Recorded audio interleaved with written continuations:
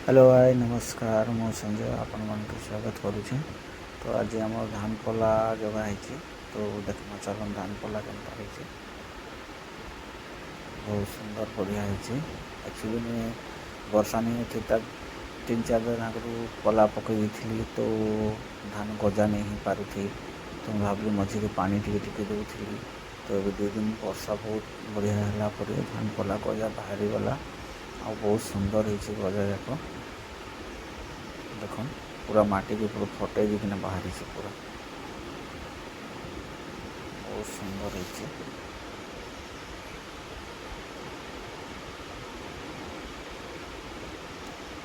Actually मैं 6 packet इटा पकई तो 3टा बेड बनईकिना बेड भी टी नुआ नुआ बनाऊे तो बेड भी टी भल नहीं होती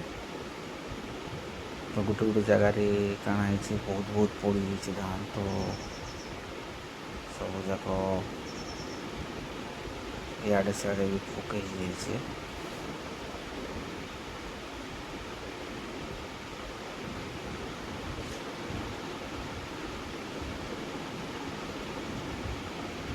बहुत सुंदर लगुच।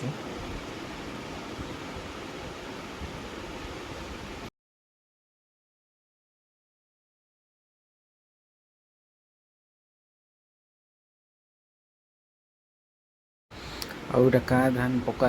चलन मुझे आपण मन के देखुचे धान ना काଣା देख धान ना हूँ 70-75 तो गला वर्ष भी धान करी बहुत बढ़िया होता तो से लगे वर्ष भी आउ थे धान करवा की इच्छा लगला। देख गजा तो बहुत सुंदर देती माटी मैंने पूरा देख माटी गोटे जगह बेसी पड़ी माटी मैंने फाटिक पूरा आसी बहुत सुंदर गजा है। आम धान फला बढ़ेला रूपमा रूपा बेल के मुझे आपे वीडियो बनैबी देखी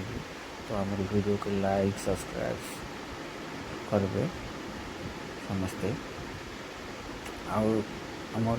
जगार जिते थर भी पला पला पकाई बहुत सुंदर है बहुत सक्सेसफुल है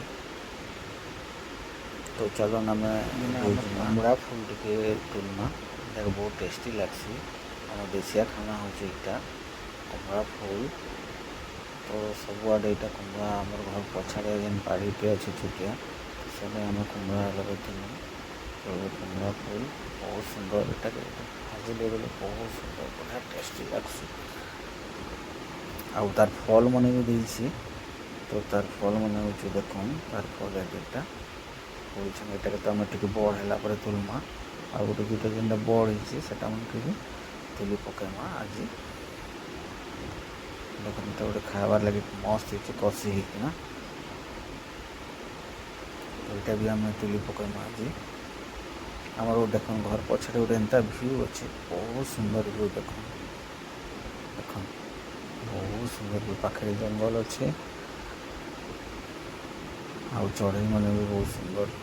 सुंदर होना आसन बसन इन्हें तो आम चैनल के लाइक सब्सक्राइब करदे। थैंक यू नमस्कार।